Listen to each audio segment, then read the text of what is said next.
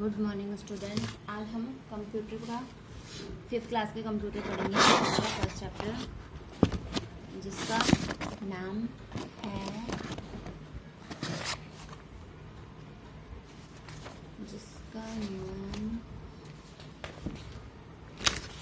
है computer languages and software.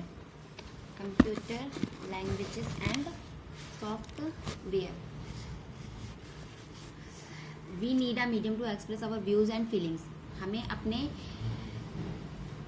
Views को, हमारी बातों को और हमारी फीलिंग्स को एक्सप्रेस करने के लिए, उनको किसी को बताने के लिए एक माध्यम चाहिए होता है कि किस माध्यम से हम उसे दूसरे तक पहुंचाएंगे। Language is the medium by which we express our self. और लैंग्वेज, भाषा ही एक ऐसा माध्यम है जिसके द्वारा हम उसे दूसरे तक पहुँचा सकते हैं। In the same way to communicate with a computer we need a language which the computer can understand. इसी तरीके से जैसे हमें अपनी भाषा, हमारी भाषा अगर दूसरे को समझ आएगी तभी हम उसे अपनी बात समझा सकते हैं। इसी तरीके से कंप्यूटर में भी होता है कि कंप्यूटर की लैंग्वेज को समझने के लिए एक कंप्यूटर ही उसकी लैंग्वेज को समझ सकता है, दूसरा कंप्यूटर ही उसकी लैंग्वेज को समझ सकता है। तो हमें एक computer, we need a language which the computer can understand. एक कंप्यूटर ही चाहिए होता है उसकी लैंग्वेज को समझाने के लिए दूसरा computer. The to perform all its task the computer should be given instruction in the language it knows. और इस टास्क को करने के लिए, एक कंप्यूटर की लैंग्वेज को दूसरे कंप्यूटर को समझाने के लिए हमें कुछ इंस्ट्रक्शंस देनी होती हैं जो कि उसी लैंग्वेज जो कि वो कंप्यूटर जानता हो, दूसरा वाला कंप्यूटर भी जानता हो। A program can be defined as a set of instructions that is given to the computer to do a knows। तो उसके to do a task, किसी भी टास्क को करने के लिए हमें एक इंस्ट्रक्शंस का सेट चाहिए होता है, मतलब उसमें निर्देश दिए हों सारे के सारे। तो उसके लिए हम एक प्रोग्राम बनाते हैं, प्रोग्राम कंप्यूटर पे बनाते हैं, जिससे कि और वही प्रोग्राम दूसरे कंप्यूटर में होता है। तो किसी भी टास्क को करने के लिए हमें सेम प्रोग्राम चाहिए होता है। Programming is a way of writing specific instructions in the computer language. Programming एक ऐसा रास्ता है जिसके द्वारा हम एक विशेष प्रकार की लैंग्वेज को दूसरे कंप्यूटर तक पहुंचा सकते हैं। People who create this program for providing instruction to the computer are known as programmers. और जो लोग इन प्रोग्राम्स को क्रिएट करते हैं, बनाते हैं, उन कंप्यूटर पे उनकी इंस्ट्रक्शन को डालते हैं, उन्हें कहते हैं programmers. They use a special language for writing these programs. It is called programming language। वो एक अलग तरीके की स्पेशल लैंग्वेज का यूज़ करते हैं जो कि दूसरे कंप्यूटर को भी, जो दूसरा कंप्यूटर भी जानता हो, उस तरीके की लैंग्वेज का यूज़ करते हैं। और इन लैंग्वेजेस को कहते हैं programming languages.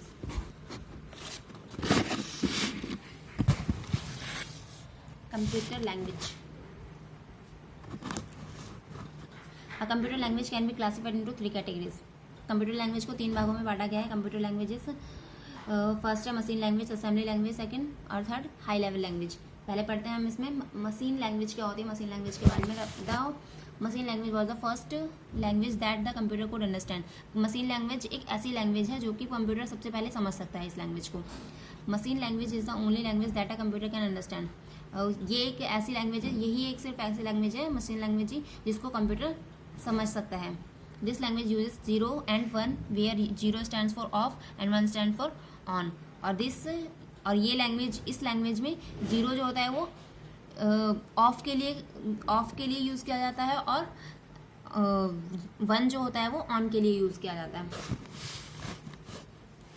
Since the computer language understand only these 2 numbers, it is also known as binary language। जब कंप्यूटर में सिर्फ इन्हीं 2 नंबर्स का यूज़ किया जाता है, 0 और 1 का यूज़ किया जाता है, तो उस लैंग्वेज को कहते हैं binary language. Understanding the learning the machine language it is complicated job. और इस लैंग्वेज को हमें समझना, ये मशीन लैंग्वेज है, इसे समझना हमारे लिए एक कॉम्प्लिकेटेड जॉब होती है। This language is completely dependent on the machines. ये लैंग्वेज पूरी तरीके से मशीन पर डिपेंडेंट होती है।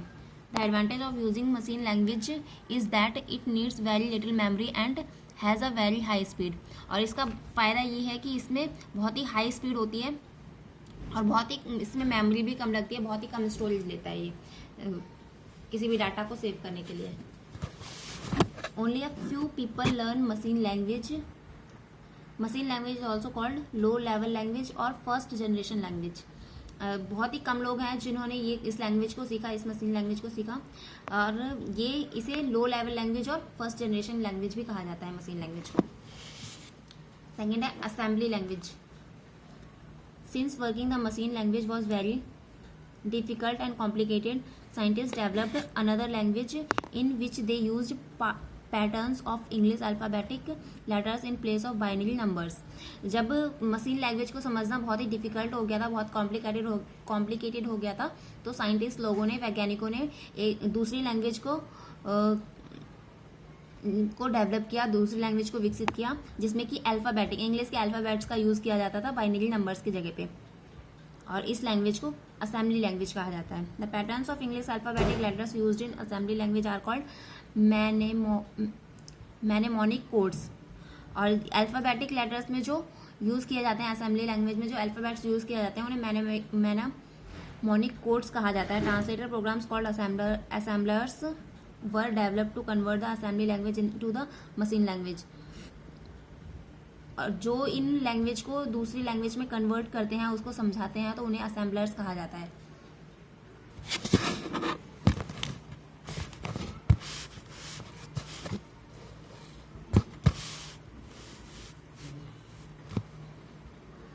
Assembly language is completely dependent on machine language and it takes a lot of time to write a program in this language. Assembly language जो होती है वो पूरी तरीके से मशीन लैंग्वेज पे ही डिपेंडेंट होती है और बहुत ज़्यादा टाइम लेती है ये किसी भी प्रोग्राम को लिखने में. A program that is written in assembly language is known as the source program. जो प्रोग्राम असेंबली लैंग्वेज में लिखा जाता है उसे सोर्स प्रोग्राम कहते हैं. The program change into machine language by the assemblers is known as the object program and the object code. जिस program को मशीन लैंग्वेज में चेंज किया जाता है, असेंबलर्स के द्वारा मशीन लैंग्वेज में चेंज किया जाता है, उन्हें ऑब्जेक्ट प्रोग्राम या फिर ऑब्जेक्ट कोड कहा जाता है उस प्रोग्राम को. थर्ड आ गया high level language. High level language is a simple and user friendly language. बहुत ही सिंपल लैंग्वेज है ये. मशीन लैंग्वेज थी वो डिफिकल्ट थी, उससे थोड़ी ईजी आई असेंबली लैंग्वेज, और फिर उसके बाद डेवलप हुई है जो हाई लेवल लैंग्वेज. ये बहुत ही सिंपल और बहुत ही फ्रेंडली लैंग्वेज है. It is a machine dependent language. ये मशीन के ऊपर डिपेंडेंट लैंग्वेज है. It contains the combined features of assembly and machine language. इसके अंदर दोनों फीचर हैं, कंबाइंड फीचर हैं दोनों के, असेंबली के भी और मशीन लैंग्वेज के, दोनों के मिला के इसमें फीचर दे रखे हैं. It is considered high level as it is close to human language in complexity. इसको हाई लेवल लैंग्वेज कहा जाता है क्योंकि ये बहुत ह्यूमन लैंग्वेज से बहुत ही ज़्यादा क्लोज है. By using high level language many people started writing computer programs. High level language का यूज़ करके बहुत सारे लोगों ने राइटिंग प्रोग्राम्स, कंप्यूटर पे राइटिंग प्रोग्राम्स स्टार्ट कर दिए हैं. In order to translate high level language into machine language, translator programs are used. High level language को मशीन लैंग्वेज में चेंज करने के लिए ट्रांसलेटर प्रोग्राम्स का यूज़ किया जाता है. Some of the high level languages are Fortran, C double plus, Java etcetera. High level language के ये कुछ एग्जाम्पल हैं. In order to convert a high level language into a machine language, two kinds of translator programs are used. High level language को machine language में change करने के लिए दो तरीके के ट्रांसलेटर प्रोग्राम्स का यूज़ किया जाता है. These are known as compilers and interpreters. और इन्हें कहा जाता है कंप्लायर्स एंड इंटरप्रिटर्स. कंप्लायर क्या होते हैं?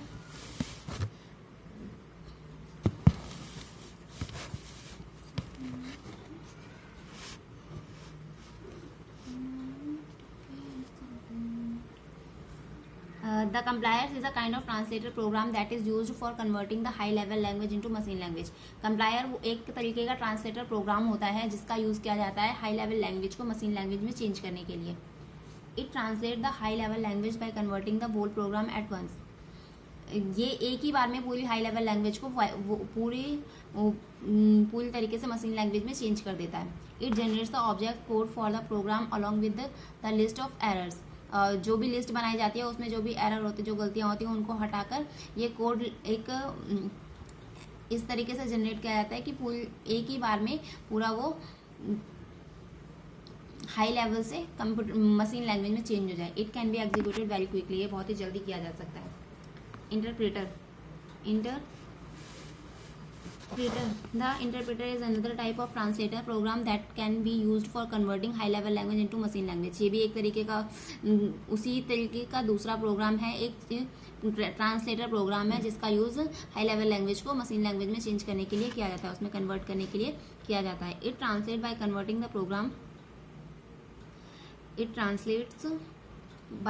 Converting the programs. इसको भी कन्वर्ट करने के द्वारा ही ट्रांसलेट किया जाता है लाइन बाय लाइन. उसमें क्या था, एक बार में ही पूरा चेंज हो जाता है और इसमें लाइन बाय लाइन किया जाता है. It converts one line, executes the instructions and then repeats the same procedure for the remaining instructions. एक बार एक लाइन को हमने चेंज कर लिया हाई लेवल लैंग्वेज से मशीन लैंग्वेज में, उसके बाद फिर नेक्स्ट लाइन को हम उसी प्रोसेस के थ्रू दोबारा से वही प्रोसीजर यूज़ करके बाकी की लाइंस को भी हाई लेवल लैंग्वेज से मशीन लैंग्वेज में चेंज कर लेंगे. It takes lesser amount of time to analyse the source code but overall execution is very slow. ये भी कम टाइम लेता है उसको एनालाइज करने में, बट पूरा का पूरा हम अगर करें कंप्लायर के अकॉर्डिंग इसमें ज़्यादा टाइम लगता है. थोड़ा स्लो है ये कंप्लायर के according.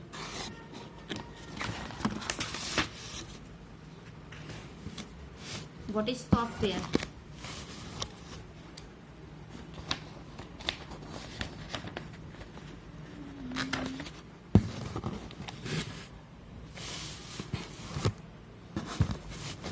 You know that the computer is an electronic machine. हम सभी जानते हैं कि कंप्यूटर एक इलेक्ट्रॉनिक मशीन है.